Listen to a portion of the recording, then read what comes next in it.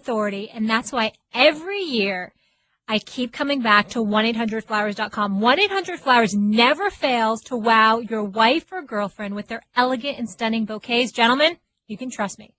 And 1-800-Flowers has the best deals on Valentine's essentials. 1-800-Flowers has a wide selection of beautiful rose bouquets and arrangements. And the best part is they start at just $29.99. These breathtaking roses from 1-800-Flowers are picked at their peak. They're shipped overnight to ensure freshness and your loved one's amazement. Simply pick your delivery date and let 1-800-Flowers handle the rest. 1-800-Flowers has exclusive offers for First Take listeners. Today's offer is 24 multicolored roses for only $29.99. Or even better, upgrade to 24 red roses for just $10 more. But they are only available when supplies last. When it comes to Valentine's season, don't settle for anything less than the Rose Authority. 1-800-Flowers.com. To get amazing Valentine's deals like 24 multicolored roses for only $29.99 or upgrade to 24 red roses for only $10 more, go to 1-800-Flowers.com, click the radio icon, and enter code FIRSTTAKE. That's 1-800-Flowers.com. Click the radio icon and enter code FIRSTTAKE. Why wait to wow? Order right now. What's up, First Take fam? Hope you all had a wonderful weekend. Catch First Take weekdays 10 a.m. Eastern on ESPN. Can you believe that game last night? So much to get into. Donovan McNabb is here with us. And right now, we get into the Patriots win. Did they solidify Tom Brady as the greatest quarterback of all time? Plus, who is most responsible for the Falcons' complete meltdown? And the Patriots, will they be the favorite to win next year's Super Bowl? Let's get it started. Don't call it a comeback. They've been here for years. Hello, everybody. You know what it is. Welcome into First Take on this Monday morning. Stephen A., Donovan, Max, I'm Molly. How we feeling, everybody? What's up? I'm wonderful. Me too. Let's go. Let's get into it. Mission accomplished in the drive for 5. Brady leads the Patriots back from a Super Bowl record 25-point deficit in a 34-28 OT win against the Falcons. I still can't believe it happened. Stephen A., did the Pats win this or did the Falcons lose it? I'm going to go with the Pats won. And I can come up with a bevy of reasons as to why Atlanta lost, which I'm quite sure my two colleagues here will not fail to do. I'm going to go with the fact that the Pats won, not just because I picked them, but because of how I picked them to win this game. Tom Brady was on another level. There is no denying it. It is what it is. But this defense, keep in mind, the fumble by LeGarrette Blount that set up one of Atlanta's touchdowns. The pick six by Tom Brady that gave them the other touchdown. Essentially, this high-powered Atlanta Falcons offense that scored 540 points this year, that was number one in the league with the number one passing attack, with the league MVP, with the running game personified, with the best wide receiver in football in Julio Jones, were held to 14 points, essentially, by this New England defense. So I look at it from that perspective. I look at their defense. I look at the second half adjustments Bill Belichick made. I look at the greatness of Tom Brady. I look at James White before it was Chris Hogan looking like Julio Jones in the AFC Championship game. 2 weeks later, we got James White here. I give him love and credit. Tom Brady acknowledges that he should have been the MVP. Like he said, Malcolm Butler should have been the MVP a couple of years ago. He'll probably give them the car. He'll take home the trophy. It is what it is. But what it comes down to is this. The Atlanta Falcons had a 28-3 lead, and the New England Patriots came back and took it. 31 unanswered points in the second half, 93 plays to about 46 plays, more than 200 yards in offense, more so than Atlanta. Miraculously, they had the same amount of yards rushing at 104, which makes no sense to me. But in the end, New England won this game. Atlanta lost the game. Now, anytime you have a situation like this, New England's going to have to make a lot of good plays, and Atlanta's going to have to bungle some stuff. So I'm not even getting into the fact that on kickoffs, Atlanta couldn't get it past their own 12, right? Because you say, well, New England's defense. Or that Julian Edelman, with the game still on the lines, prancing to midfield on a punt return, right? Like, okay, you could say that's better special teams and that has to do with coaching and everything else and bungling from the Atlanta Falcons. But that's what happens when one team makes a great comeback. It's usually equal measures-ish of one team playing well and the other not playing well. This is what it comes down to. And this is why it's Atlanta losing. You have the ball in field goal range. All you have to do is call 2 running plays. if you wind up netting -3 yards, let's say, on those 2 running plays, which is unlikely. Falcons run the ball well. They probably, who knows, maybe they pick up a first down, but certainly they're more likely to advance the ball than to go backwards.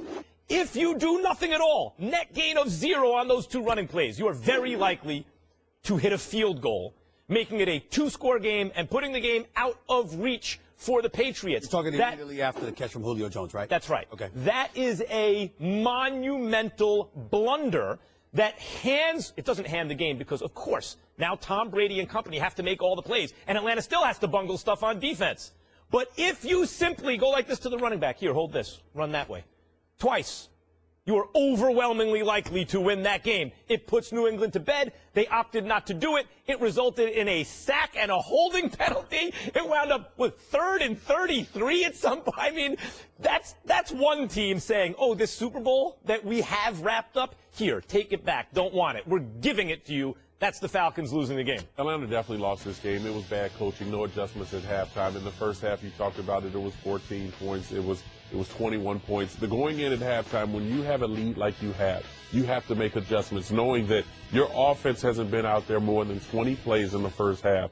And if they get going, gain some momentum, this lead will begin to increase. But defensively, you're a defensive-minded head coach.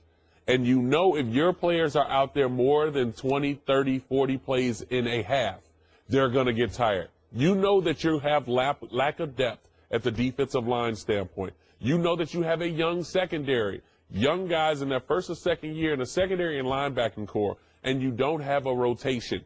Sit them in zone coverage or possibly blitz them. Do not play man the whole game, because when you play man, that means at some point there's going to be an explosive play. Tom Brady has been in this league long enough where he understands we're that far away. Going in at halftime, there were adjustments made on the defensive end by Belichick and Patricia.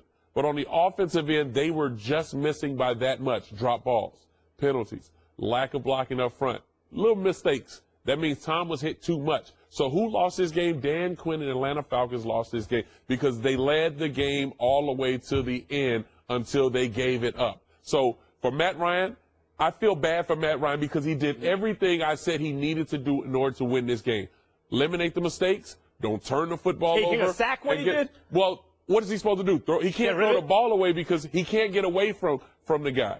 And so that was not his blind side. He should have seen him cut. Well, it's right in front of his face. But the 2 guys that played the best game out of all leading into that point were their center Mac, who was hurt going into that game, and their quarterback. And they both made the mistake. Then you lead to Devontae Freeman missing the block with Hightower, which led to a sack fumble. That right there turns it again back to New England. And going 3rd and 33 when you're out of field goal range puts you in a bad situation. So Dan Quinn and the Atlanta Falcons lost this game. Well, first of all, both of you are wrong, and I'm going to tell you why. First of all, please do. That's right. Thank you so much. We've talked about it. We're going to debate at the parties. Yeah, let's go. We can debate right here. Here's the deal. Devontae Freeman missed that block on Hightower. No doubt he's accountable for that, and I get that. And when you talk about the nuances of the game in terms of what the coach could or could not have done, Kyle Shanahan, who we'll get into later, what he could and could not have done. Right. I get all of that. Here's why I got a problem with both of y'all, with what you're saying right now.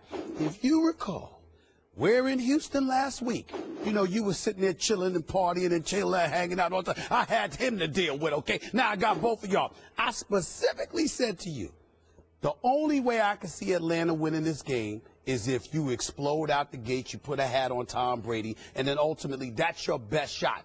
Because at any point in time, if the game gets tight, it's a different game. And this is what I mean by that, where I think y'all are letting Atlanta off the hook. Don't give me fatigue, number of plays. I never brought up fatigue. We talk about number of plays. Go ahead. What I'm saying to y'all is this. Is that dude who's not just a 4-time champion at the time, but is 39 years old playing in his 7th Super Bowl. And we go up against a bunch of young Lions, and that defensive line for Atlanta was very, very impressive for most of the game.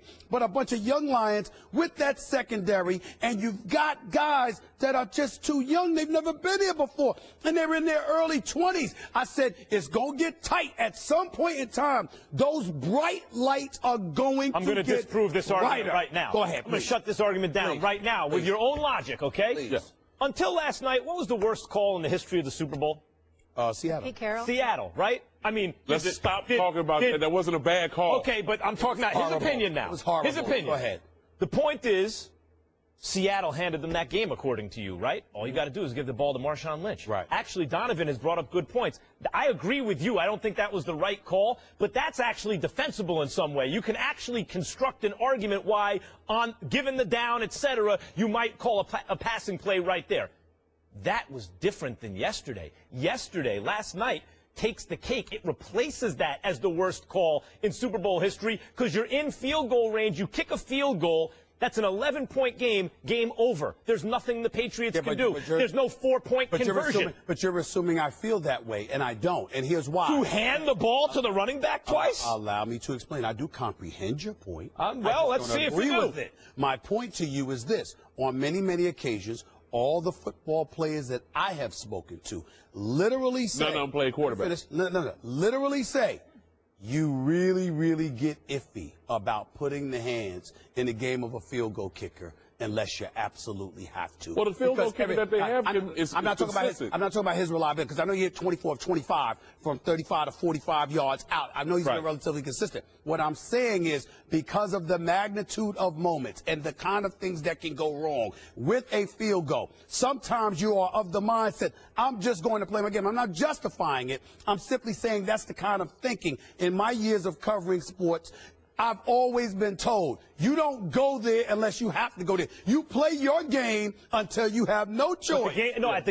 But at that point, when you're in field goal range, you hit it, it's over. It's not like you need it to tie to get to overtime or anything. The game's over. You're going to overtime, even if the Patriots do everything right, which they did, and you do everything wrong, which is what happens. But the way Tom Brady was rolling, you don't feel that. Well, see, therefore, you kick the field goal. And that's why I go to the Atlanta sense, because they know the momentum was shifted over to the New England Patriots. That's right. So in order for you to combat that, you have to be able to be balanced on offense. They came out, ran the half row, and Devontae minus 1 yard. Well, the whole thing about it is, I think the injury to Tevin Coleman is something that we need to focus on a little bit more, because he's their pounder. He's the grinder. Devontae Freeman is a great running back. He can run through tackles, but you need that big running back. So when I look at the sense of at the end, and y'all keep bringing up that whole thing with New England and Seattle, you know that New England ran that same type of play for the two-point conversion that was converted. That's the same play that New England ran for Danny Amendola getting in the end zone. So stop bringing it up. But let's talk about the Clemson one to win the national title. That's what I'm saying. So don't bring it up. Don't bring that mess up. The Atlanta lost the game because they didn't run the ball. They kicked a field goal. Don't you bring that up no more. They got two-point conversion for Danny Amendola.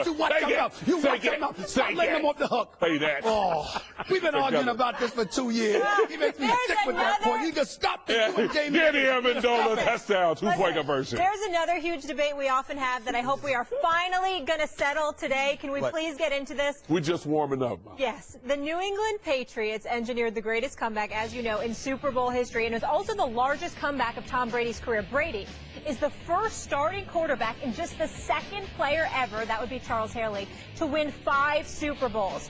Here are Brady's teammates on his performance. He's our leader. He's so competitive.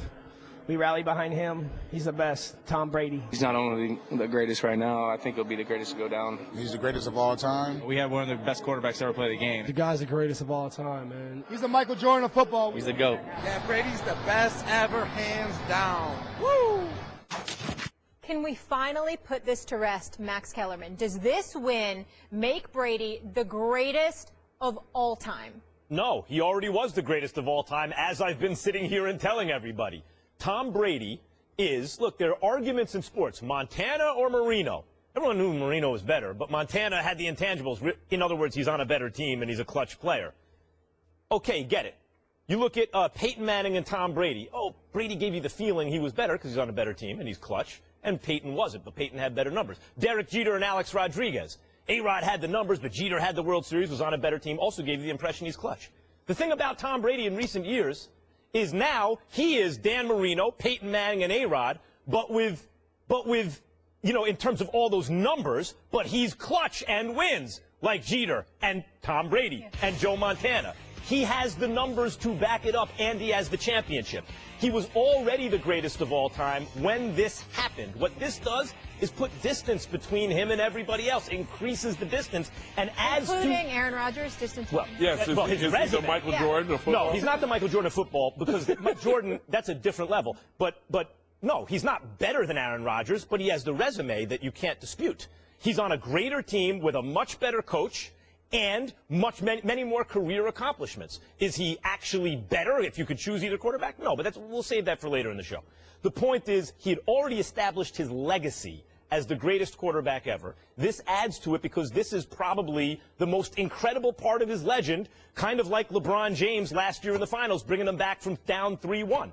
Already the greatest of all time. Stephen A., you had Joe Montana ahead of him. I was getting ready to go there. I've always had Joe Montana ahead of him. But I always have. Not today. There you go. There you go. Oh, he proves you. Not today. Listen, despite the greatness of Joe Montana throughout the years, what resonated with me was that drive in '88 against Cincinnati when he hooked up and finished the deal with that 10-yard pass to John Taylor after driving them about 90 yards. And you hear the stories about him seeing comedian John Candy in the stands and coming in the huddle and being so cool, completely unfazed and not worried and driving them downfield and doing that stuff. Although I've seen Tom Brady do it before, because after all, yesterday was the 51st time he's had a comeback victory in his career, I've never seen anything like this. What I saw last night may be the greatest performance I've ever seen in the championship game, in the Super Bowl. I'll go to NFL because I got to think a little bit harder about some NFL encounters and things, NBA encounters rather than things that I've seen.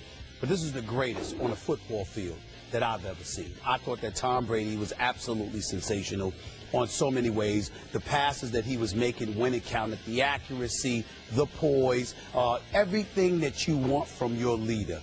He delivered the goods. Now, he was already considered one of the great ones. After what I saw yesterday, that was a Montana moment that, to me, I had never gotten from Brady. I saw Brady lose an AFC Championship game to Peyton Manning and the Indianapolis Colts. I saw him lose an AFC Championship game against Denver. I saw him not close the deal against the Giants. One time or another, whether it's because of a sack or anything like that, or Eli Manning coming to the rescue with David Tyree or the Mario Manningham hookup. I saw all of these things. I was waiting for what I believed was a Joe Montana moment from Tom Brady to eclipse him over Joe Montana. This was it. I concede. I have nothing to say. It's the greatest performance I've ever seen on a football field. I've said it for the last 2 weeks that he's the greatest quarterback of all time. I've said this. He didn't have to win the game or even if he lost the game. And I said this because over the history of his career, he has done nothing but win football games. And as a quarterback in the NFL, you're not measured by the numbers that you put up, because a lot of numbers that some quarterbacks have could be getting blown out by 30, 40 points, and you're still racking up numbers. But it's the consistency with winning. Making it to the AFC Championship 11 times and going to the Super Bowl 7 out of those 11 times. Winning 5 Super Bowl championships. I don't care if you average 195 passing yards a game.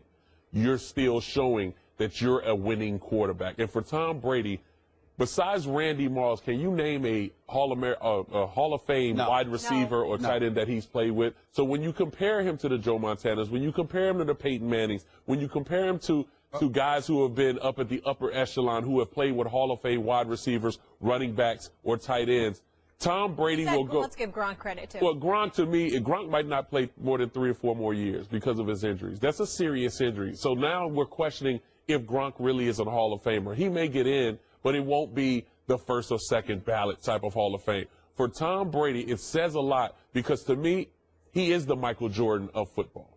Now, we talk about Aaron Rodgers and his ability or what he can do, but when you have a guy who I would say probably less athletic than a lot of quarterbacks that have played, but still have the mentality of knowing what to do with the right situation and elevating the players around him. Julian Edelman was a quarterback in college. From Chris Hogan was a lacrosse player at Monmouth. You go all the way to Mitchell. Nobody even talk about wide receiver Mitchell. Take Gronk out of it. Martellus Bennett was a backup tight end until Gronk got hurt. Now all of a sudden it became. But Bennett was a good player. But see, this is what I'm saying. But it became. How about he did it without Gronk? Well, and that's the whole thing. So when you talk about Tom Brady and the consistency that he's had throughout his career, and I compare him to Michael Jordan, and he's not only the greatest quarterback that have played in the NFL, he may be arguably the greatest player. Because quarterbacks get measured a little bit differently. And I say that because last night showed me something different where it became a Michael Jordan moment in Utah. Hitting that game winner, holding it up. Holding it up, and I'm a Bulls fan, holding his hand up to follow through to let everybody know where I stand as far as history is concerned. That last night showed where Tom Brady was, with they leading them down for the championship for the win. That right there just let everybody know how great Tom Brady is, and it was a mic drop moment where he can retire at this point, and we would love him for the rest of his life. What you guys are both talking about is the narrative-changing nature of the moment. For you, it's having that Montana moment where you drive to win the whole thing. For you, it's letting everyone know that you're the greatest of all time, like a Michael Jordan moment, Joe Montana moment. It's interesting to me because I agree it was narrative-changing, which was, which, although he's already the greatest ever, it elevates him in the sense that LeBron, you think about what he just did with Cleveland. Had they lost that series, people would have looked and said, you won 2. One of them was because Ray Allen hit a 3. Really, like, you take that away, you're 1 shot away from winning 1 championship. Tough to talk about him with Jordan or over Kobe or guys like that. Here with Tom Brady, imagine if they lose this game, even with a great comeback and they fall just short. He had to win the game. He had to make all the plays. If you fall just short, people look and go, the last 4 Super Bowls you were in. You lost 2 to the Giants. You won 1 against Seattle because of the worst play call in history, according to many, including Stephen A. Smith. And then you just lost to Atlanta. All of a sudden, the entire narrative about him being the greatest changes, and there's plenty of competition. But because he actually won the game, there's no argument today. Well, here's how I look at it. Yeah. I'll close it out this way. You bring up LeBron James. As far as I'm concerned, Warriors are 2-time champions if Draymond Green doesn't get suspended. It's just that simple to me. That's not a moment that you can look at with Tom Brady. When we look at Jordan, that moment against Utah, whatever, but he was already a 5-time champion, and now he had won the 6 and closed the deal, and plus the Bulls were favored in that game. Tom Brady was down 28-3. It is the greatest comeback in the history of the Super Bowl. Exercised against a team that everybody and their mother looked at and said, they're more talented. On offense. They're big. I'm talking about they're bigger, they're stronger, they were vicious, they were getting at them. Just from an athletic perspective, they were just those dogs. They had that in them. Now, it's one thing to look at it from its standpoint and say, all right, the Patriots should beat them going into the game. But once you watch the first 2.5 quarters, you thought the game was over. You saw it, it was like, my God, they're just better. And then here comes Brady. And the defense and special teams. But you gotta remember, and a lot of mistakes by the Falcons. Games that they against the Giants, he was winning. That's right. Up until 2 minutes. That's right. All right, that's got to be the last word because we got a lot more to get into. Meanwhile, Matt Ryan, who was named the NFL MVP on Saturday, became the 8th straight NFL MVP to lose in a Super Bowl. In the final 16 minutes of regulation, Ryan completed 4 of 8 passes with 2 off-target throws, no touchdowns, and 3 sacks, including 1 that resulted in a lost fumble while up 16 in the 4th. Through 3 quarters, he had a perfect passer rating, 158.3. In the 4th, it dropped to 98, still solid. Here's Matt putting on a brave face after the most devastating loss of his career. That was a tough one. I wish I could have done a better job trying to get rid of that ball. That was a big drive for us to kind of turn the field and get the ball down in field goal range, and to not come away with points on that drive was very disappointing. All right, gentlemen. I'm going to start with you, Max. Did this performance prove Ryan is not the league MVP? Yes, it did. And I hate to say it because I understand the logic of saying, look, you got to give a regular season MVP award because a third of the teams about in the NFL, a little more, make the playoffs. But what about the 2/3, little less, that don't? You're going to remember recency bias. You're going to remember the last thing you saw, and then the guys who don't make the playoffs or don't progress as far in the playoffs get shafted and all that stuff. I get that. But we can't pretend that the highest leverage games don't count. They count for more, much more, than a regular season game. And what we have right now is an MVP in the regular season and an MVP for the Super Bowl, and we pretend that the entirety of the playoffs don't happen, including the Super Bowl. You can't factor in the playoffs. Yeah, you can't factor in the playoffs. Everything's regular season. No. Right. And that's the problem, because the reality is, was he regular season MVP? Yeah. He has a strong case. But why are we even asking the question, does this prove he wasn't the real MVP? We're asking the question because we implicitly acknowledge that there's higher leverage games, and we'll see what's what at the end of those games. And what you saw at the end of that game is that Matt Ryan wasn't the MVP. Sorry to Matt Ryan, who had a fantastic year. But you can't come up that small in the biggest moments of the biggest games and say you're the MVP. Let me go ahead and get him. First of all, How can you say the man came up small? You just heard the numbers when he in his first half and the second half. Second half, I said. 98%. I mean, in the fourth quarter, that wins ball games. If you can't win when your quarterback has a QB rating of 98, that says to me you can't take a sack in that situation. Oh, so you're gonna just go by the sack and say he's not an MVP? If that's the case, then Peyton Manning should. Was he a runaway MVP? Was he a runaway MVP? No, it don't matter if you run away if you won by one vote. He's still an MVP. Right. So if it's that close, he beat Aaron Rodgers. You're Michael Jordan of the NBA. And by the way, had Aaron Rodgers been the quarterback of the Atlanta Falcons, they win that. Well, this isn't Madden football where you start taking one quarterback off one team and put him on another. Can you please just give him your whole slogan? What is he right now? You're wrong. But are you going to give him the wrong? You're not going to give him the disrespectful? No. He's not being disrespectful. He's just wrong. I understand in the immediate aftermath of the Super Bowl, the fact that Matt Ryan, who's been in this league for so long, took that sack. You got to know better than that. Again, that doesn't mean he's not the MVP. I'm just saying this ain't the day to gloat about Matt Ryan because Matt Ryan hurt himself in that regard, but it doesn't negate the fact that he is the MVP. The MVP is based on what you've done throughout the regular season. He was nothing short of phenomenal, not to mention the fact that in the postseason he was phenomenal as well. Absolutely. Seattle and Green Bay, and he deserves credit for that. That mistake that he made in terms of taking that sack after the -1 yard run by Devontae Freeman, which followed Julio Jones' spectacular catch for 27 yards down the right sideline. Of course, that's going to count against Matt Ryan, not to mention the fact that when you have a 28-3 lead, people are looking at you and saying, could you not stop the bleeding? So, again, what I'm saying to you is that he's not. You're wrong. He is the MVP, and we shouldn't look at him any differently. What we should look at him as is this. Even in the throes of Matt Ryan going for league MVP honors, at no time did we ever compare him to Molly. Why ask hold on. Matt Ryan played a phenomenal game. Listen, at no time did we ever compare him to Tom Brady. No need to. I'm saying we learned why yesterday. As you would say. We suspected before the game. As y'all both would say, there are levels to this. Yes. Matt Ryan is great, but Tom Brady is on another level. Why are you asking the question in the first place? You're asking the question. Implicit in the question is, should we wait till the end of the Super Bowl before we give out the MVP award? That's really what the question asks. We should not. Then why would we even ask if this proves he wasn't the MVP? The reason it does prove that is because the questions of people like Stephen A. and others was, in the moment of truth, do you trust Matt Ryan? And many people I saw that yesterday. Many people said no, and they, in the moment of truth, were proven right when he took the sack. No, people say no because of the end result. When he had the football in his hands, he did what he needed to do, throwing it to the right person, did not turn the football over. So we're going to nitpick on a certain play during the game and blame Matt Ryan and say he's not the MVP. That is so disrespectful because if you want to go on the opposite side of the ball, then that means that Tom Brady shouldn't have threw that interception that went for a touchdown. They wouldn't have been in that situation. Exactly. So it's disrespectful in a sense for you when you're talking about Matt Ryan and everything that he's accomplished during the regular season. And then he and Tom Brady both going into this championship game throwing for almost 800 yards in the playoffs. That says a lot about what he was able to accomplish, not only just during the regular season, but also when it counted in the last 8 games of the season.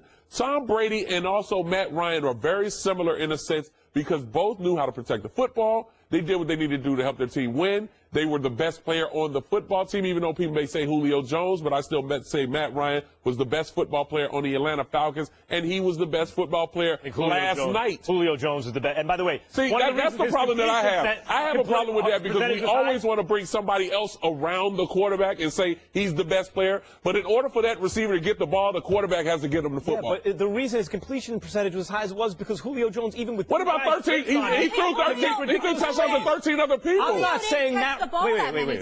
I'm not saying Matt Ryan's not. I'm not saying Matt Ryan's not excellent. But if we acknowledge that the MVP race was close, in other words, he was barely the MVP over some other candidates, then we also have to acknowledge that the outcome of the highest leverage game will affect how we feel about it. It doesn't matter if it's by 1 vote or half a vote, he's the MVP. He's MVP. And if he deserves to have the MVP. Why are we asking the question? We're asking the question because it always comes down to who's better than who. Because now we want to sit in the sense with Matt Ryan, who's not the Tom Brady and that has a name, but in a game that mattered the most, when we want to sit there and nitpick different things, we want to now pull something out about Matt Ryan. If he would have won that game, he would have been probably the best quarterback in the Super Bowl since Phil Simms when it comes to efficiency and consistency in the passing game. Matt Ryan has put on a clinic during the game where only went less than 45 plays in a game. That right there should tell you. We're asking the question because in the moment of truth, we want to know. Yes. Randy Moss will likely be a first ballot Hall of Famer next year when he's eligible. I sincerely doubt that at any point we're going to sit up there and say Randy Moss is the best player on the New England Patriots instead of Tom Brady. We're not going to say that. No. Because we're going to recognize that despite the greatness of a Randy Moss, somebody had to get him the damn ball.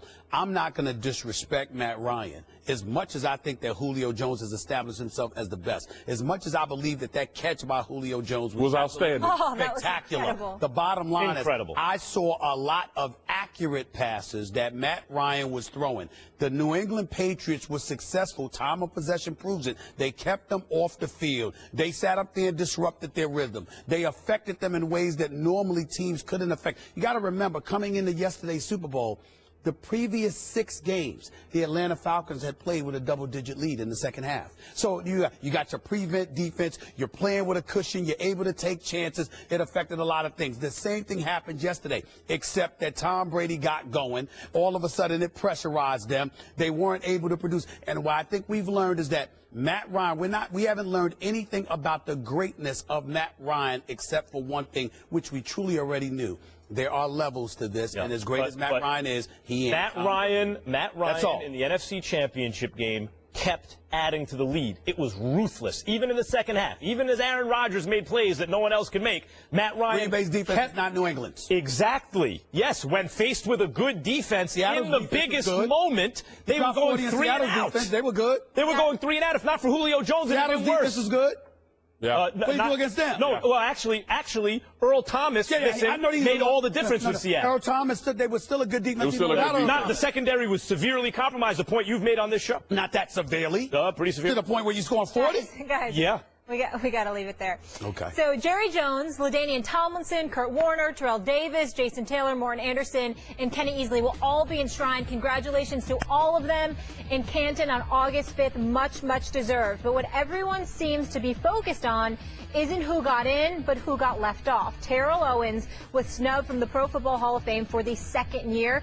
Tio was all over Twitter this weekend. Here's his reaction Saturday saying, "Unfortunately, I did not make it again this year. Thanks to all my fans and supporters. Hashtag flawed process." Stephen A., should Tio be in the Hall of Fame? Not only should he be in the Hall of Fame, it's an embarrassment. It's a disgrace that he wasn't in the Hall of Fame. And as far as I'm concerned, the 48 voters that had a say in it should be ashamed of themselves. The media should be ashamed of themselves. As far as I'm concerned, when people go out there and they talk about how the media is dead or whatever, it's moments like this that give credence. Now, let's be clear. Max Kellerman, exceptional boxing analyst. Donovan McNabb, probably future Hall of Fame quarterback. Stephen A. Smith, mild-mannered reporter, your friendly neighborhood reporter. I've been a reporter for 24 years. And this is one of the problems that I have, which is why I'm glad and honored and proud to have the seat that I have. I swear to you, on everything that I am, I have never, ever diminished the accomplishments of any sports figure on any level because I did not like them. Absolutely not. It's inexcusable. Regardless of how people may feel about Terrell Owens, they have no right to ignore the 153 touchdowns, to ignore the 15,934 receiving yards, which, by the way, were 3rd and 2nd all-time, respectively. We are talking about a wide receiver that it ranks in the top 6 statistical categories in NFL history for a receiver, and you justify not putting him in the Hall of Fame. Why? Because you don't like this man? Oh, we were told that this guy was a cancer in the locker room, etc., etc. You can speak to that. You're a quarterback. You played with him. I respect that. But at the end of the day, as a media member, we get stuff from dudes all the time. We're very judicious, guys, in what we reveal. Some things we report, some things we don't. At the end, what is paramount is that somebody's accomplishments in a meritocracy that is supposed to be this country, in this sports world, you're supposed to shove all your personal feelings aside and recognize what somebody has done. And the fact that that has been ignored because he is not liked, as far as I'm concerned, the media should turn in their card. They cannot be trusted. I don't think they should even be allowed to vote on the Hall of Fame anymore after this. This is a disgrace. In fact, if you're a member of the media who votes on this, the danger should not be in keeping him out. The danger should be that in fighting against your own bias against him, if you don't like him, you overrate him. That should be the danger. I mean, this happens to me also covering boxing, for example, and other sports, is if I've met someone and we don't get along or whatever the case may be, my danger is always let me not overrate them because I'm fighting against my own bias, right? It's never like I'm going to undercut them because I don't like them. That's disgraceful. I 100% agree. This is not that hard, ladies and gentlemen. This ain't that hard. T.O.'s obviously a Hall of Famer. There are a couple of things. One, you know a Hall of Famer when you're looking at him. When you watch T.O. play, you know, that's a Hall of Famer. He was among the 3 best wideouts in the league for a generation. That's a Hall of Famer. 2, do the numbers support what your eyeballs see? Yes, they do. The numbers support it. Longevity, the whole thing. And in terms of, oh, he's a locker room cancer, and I'm sure you can speak to this in a moment, he could be the biggest locker room cancer of all time. His accomplishments, eyeball-tested numbers, would still put him in the Hall of Fame, but I would remind everybody, the man played in 1 Super Bowl on 1 leg, was criticized throughout the media all that week for being selfish, for wanting to play in the Super Bowl, making it about him, when really he's trying to get out there and help his team. He was the, apologies, he was the best player on the field. Either team that day. We just had this conversation about the best player on the field.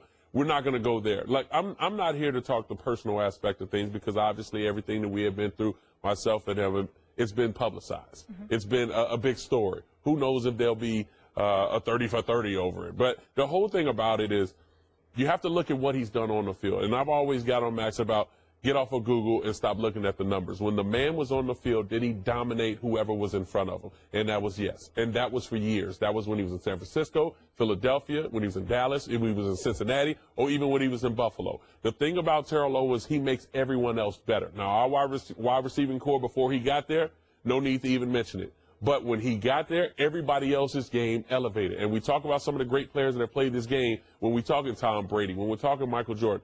Has he made guys around him better? And I can say, yes, Terrell Owens has. But as far as the first ballot is concerned, yeah, I understand that he was a locker room cancer, and that's something for voters can use in their voting. But when you sit a man out with the numbers that he has, ranked second all time in a lot of different categories, but one where he's ranked third in touchdowns, there's no reason why Terrell Owens should not be in the Hall of Fame. Not to take anything away from the class that went in. Congratulations to those guys that went in. But there is no reason why Terrell Owens wasn't the first name mentioned to be inducted into the Hall of Fame going into this season.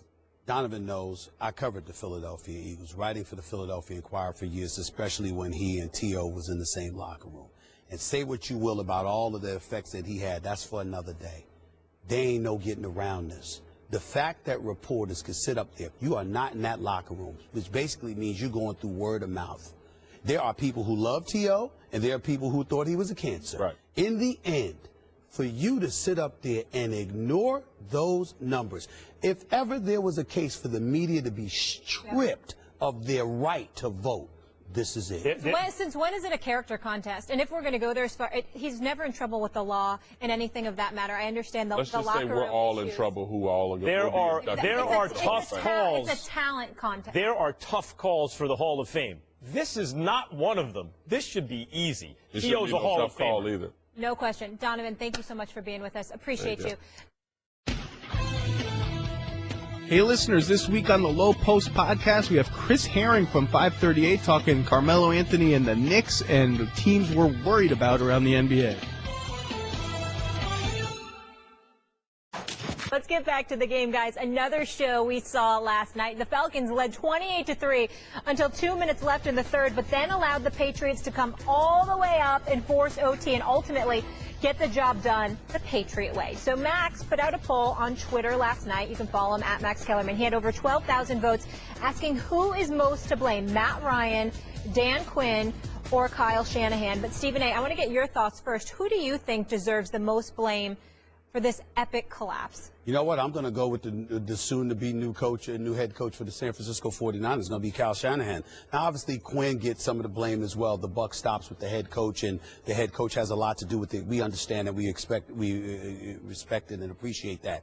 But Kyle Shanahan is the guy calling the plays offensively. He's the one that's been paraded all over the airwaves in terms of his personal relationship with Matt Ryan and how they've cultivated with one another. We get all of that. I'm looking at a running attack that was running roughshod all over New England that suddenly disappeared. I'm looking at the fact that Julio Jones wasn't targeted nearly as much as he should have been. I'm looking at that. I'm also looking at the fact that after that catch by Julio Jones for 27 yards, where he tap danced on the sidelines before falling out of bounds, again, the very next play, a running play. Then after that, it ain't just that Matt Ryan was passing. That was like a 7-step drop, for crying out loud. He lost 12 yards on that sack. Why would you call that? And if you're going to call a passing play there, it certainly shouldn't be something that deep. And so when you look at it from that perspective, I think that to some degree it was a deer caught in headlights by the coaches. I think that Bill Belichick knew what he was going up against. We can look at Quinn as well, because Quinn is on the defensive side of the ball, and he's responsible for both sides. So you certainly could give him more culpability. But the reason why I'm looking at Kyle Shanahan is because what got you here was your offense. Number 1 ranked overall. Number 3 passing attack. Number 5 rushing attack. You certainly could have, been a bit more. I don't want to say more aggressive, because sometimes you got to know when to be aggressive and you got to know when to step back. You got to feel this moment. And I don't think they did that, and that's why I'm looking at him. They're all good choices, by the way. But the answer, in fact, is Dan Quinn. And you mentioned why. Because the buck stops with the head coach. Because you can point to follies all over the field. Look, Tom Brady tried to give them the ball a couple times. In the red zone, he tried to give them the ball. They didn't seem to want it. You can point to the defense. You can point to all kinds of missed opportunities and different plays, etc. But sometimes there's a uniquely high leverage moment in a game that will decide the outcome of that game.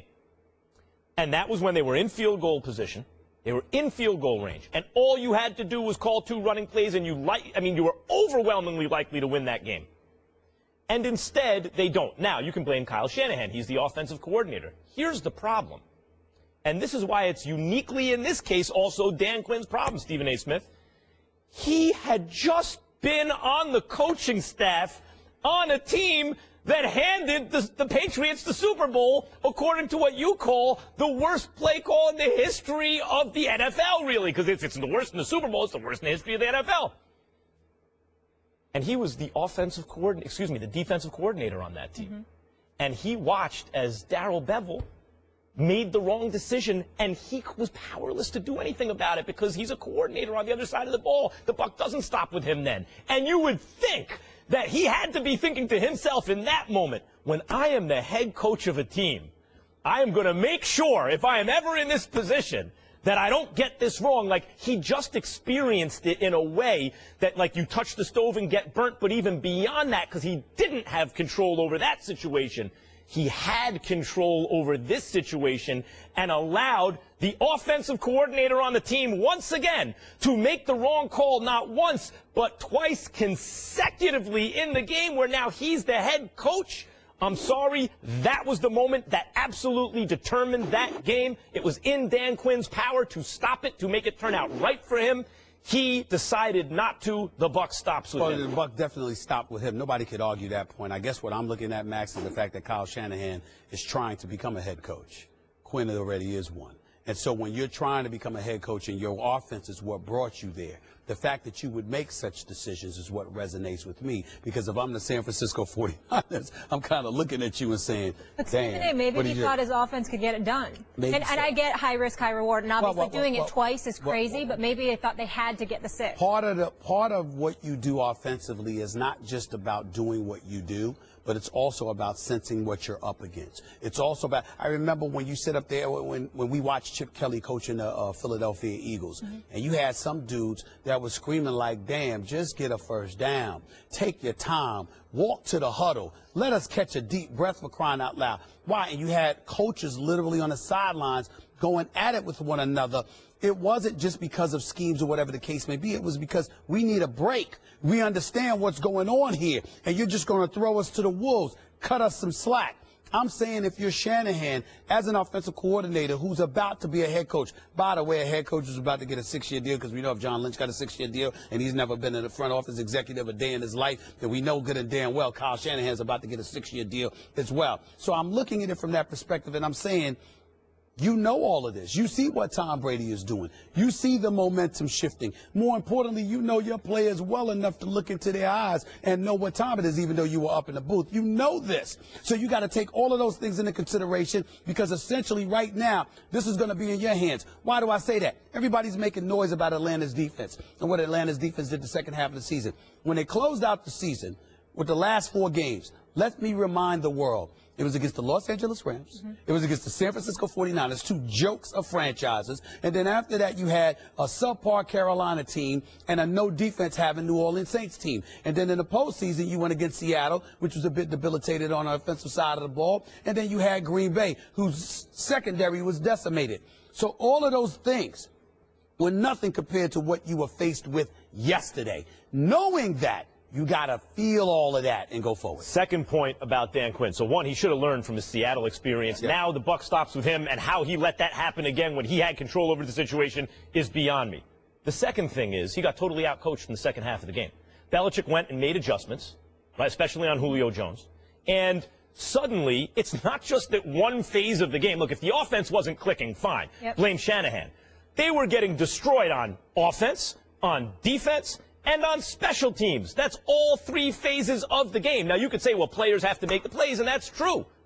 But ultimately, the only one person who has some control over all 3 phases of the game is the head coach. So not only in the moment of truth did he blow it, and by the way, I'm not against Dan Quinn. I wish him the best. Wish he would have won. That would have been a fun show to do. But that's when you saw Belichick's greatness in terms of him making the second half adjustments. But we got to give him credit. I know you guys are going to say it's the first half. Who cares? But that defense did look incredible getting after Brady in that first half. But Molly, that's why it's on Dan Quinn, because coming in, they had all the advantages. They were more talented. But I was so impressed that initial first half. I understand the coaching adjustments at halftime really show you who's who. Of course. And he got totally outclassed. Of course. No question. We'll leave it there. I still cannot believe that they won that game. Absolutely incredible. Welcome back into First Take. Thank you guys so much for hanging with us. Stephen A., Max Kellerman, Will Kane, Molly Qerim. We had a great first hour. Stephen A., what you got on your mind for number 2? Well, Goodell and Brady. That's what I got on my mind. Oh, yeah, we haven't touched on We heard those boos coming from Goodell. Lord knows, Deflategate is still on a whole lot of people's minds, and we saw how Tom Brady handled that particular situation, how Mr. Kraft handled that particular situation, how Bill Belichick handled that particular situation. I can't wait to get into that conversation. Plus, my final take will be a little bit interesting in that regard. Hey. A lot of people tweeting at me about Tom Brady and the cliff. And it seems to me that people have a problem either comprehending things or don't understand what a cliff is. But we're going to get into that a little later. So you're going to explain. I cannot wait. I can't wait either. I can't wait to talk about this. I got my dictionary ready. Perfect. Looking up the definition of a cliff. Perfect. And I have the thesaurus in case we need that too. We don't know what a cliff is. So I got it. I'm ready. We'll break it down for us. All right, let's get into it, gentlemen. So the Falcons blew the biggest lead in Super Bowl history, leading 28-3 with 2 minutes left in the third. They were outscored 31-0 the rest of the way. This pretty much can't get any worse, unless, of course, you're the Seahawks, who made arguably the worst call in Super Bowl history, not handing the ball off to beast mode, costing Seattle the chip 2 years ago. So these are the type of games, the players tell us, that you never get over. I think as fans, you don't either. But which one stings more, really, is the question. Stephen A., who had the worst loss to the Pats? Would you say it's Seattle or the Falcons last night? I'm going to say it's the Seattle Seahawks. I don't give a damn what happened yesterday. I don't care that even with the comeback. I don't care. I don't. Molly, leave that one. Okay. Sorry. I don't care. Flabbergasted. I don't care. Yeah, you had a 25-point lead, but you looked like a deer in headlights when it counted most. I'm thinking about a situation when you're the Seattle Seahawks. All right, you got beast mode who showed up in that fourth quarter. You got that terrific acrobatic catch. I believe it was by Curse, if I remember correctly. Back in just a couple of plays earlier. You've got beast mode, Marshawn Lynch running from the 5-yard line to the half-yard line. You're a half-yard away from a Super Bowl title. and you blow it. You blow it. Last night, when I looked at the Atlanta Falcons, even though you were up 25 points, as New England gained that momentum, I saw the deer in headlights. I saw them get a little frightful. I saw the greatness of Tom Brady just ooze, just easing up on everybody. It got to a point where literally, even when New England was down 28-20, everybody was like, don't let Brady get this ball back. Don't let him get this ball back because it's going to get tired, all of this other stuff. And so suddenly now you're panicking because your defense, which got away with got disguised by subpar competition the previous 6 weeks, suddenly found yourself up against the man and said, oh, damn, what did we get ourselves into now? That was not the case with Seattle 2 years ago. 2 years ago, you are at the half-yard line. And I'll put it to you this way. We can use a boxing analogy because I know how much that touches you. Remember Julio Cesar Chavez. You remember Mildred Taylor. Richard Steele, right? 2 seconds left and counting them out for crying out loud. I mean, to be that close and then to blow it like that. That's entirely different than a quarter or a quarter and a half. Okay. That's what I look at. I cannot believe how wrong you got this one. Mm-hmm. It is so clearly and by so much the Falcons. This has to hurt so much worse for so many different reasons. Like, I don't know where to begin, but I'll start with this. Seattle already won a Super Bowl in this era with this coach and this quarterback. They're a perennial powerhouse. They're consistently making runs in the playoffs. In fact, in the NFC, they're the closest thing the NFC has in recent years to the Patriots in the AFC. Yeah. It's the closest thing the NFC has. Great coach, great quarterback, Legion of Boom. It's really largely the same team that had already won a Super Bowl. Secondly, Seattle was attempting a comeback, so they didn't complete the comeback. That is so much different. Look, we all acknowledge that last night, was the greatest comeback in Super Bowl history. Well, in order for that to be true, you need the greatest collapse in Super Bowl history. The greatest collapse in Super Bowl history for not only a franchise that's never won, but for a city in Atlanta that has, across all major sports, a grand total of 1 championship by the Atlanta Braves. And by the way, even then, the Braves made a record consecutive appearances. What was it, 14 straight years in the playoffs? So it's not like they got it in it once or twice and they won one. They were in it every single year, usually considered the best team in baseball. Only 1 championship, and that's the only championship in the city. So how does it not hurt worse when you have the most epic collapse? And then it comes down to the play calling when you're in field goal range. How did he get it this wrong? Will, can you break the tie, please? I just want to let you speak. I need you to break the tie. Yeah. I feel like our relationship has taken a little turn for the negative over the last few weeks. It's become a little too antagonistic. I've been disagreeing with you entirely too much. I'm so pleased to turn my wrath, my attention to this man. How could you be so wrong? The difference is between walking into a bear trap and being involved in a slow-motion accident. What happened to the Falcons had so many opportunities not to happen. Granted, both hurt terribly. But with the Falcons, it's not a boxing analogy, Stephen A. It's this. With the Seahawks, you fell off a building when you were walking on the ledge. And everybody looked at it and goes, why were you walking on the ledge? Give it to beast mode. You didn't have to fall off the building. But with the Falcons, it was falling off the building after tripping, catching yourself, pulling yourself back up, tripping again, catching yourself again, stumbling. So many opportunities to learn the lesson. Get off the ledge before you fall. The Falcons made the same mistake over and over. You guys have highlighted it today. Starting with 3rd and 1, choosing not to run, allowing a strip sack, choosing not to run, and with 4 minutes to go, they ran the first one, so 2 consecutive times after that. The Super Bowl trophy is in your grasp. Run, milk the clock, kick a field goal. At that point, an under 40-yard field goal, which I believe Matt Bryant is something close to 100% on connecting on. 11 points up with 3 minutes to go, you win the game.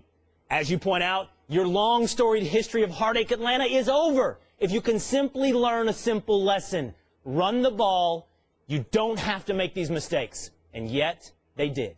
Over and over and over. That hurts much, much worse than one big, bad oops. You know, agreeing with Max ain't going to help your case. I mean, he gets beat up every day. We understand this. What world do you live in? I live in my world. Must be such a happy place. I live in my world, and it's a very happy place. Let me tell y'all something right now. Y'all keep forgetting the operative word, which was expectations. Coming into this game, when everyone talked about the New England Patriots and the Atlanta Falcons, whether you picked Atlanta to win or lose, most people outside of a T.J. Ward or a T.I.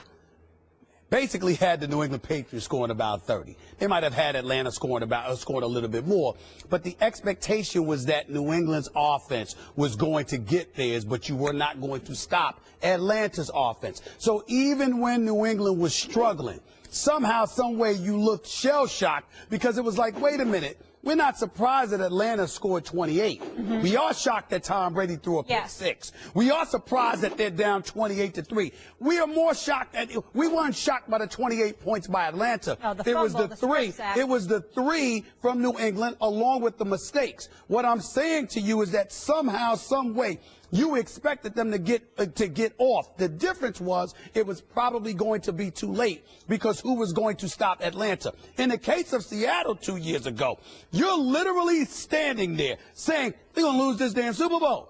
It's the obvious call.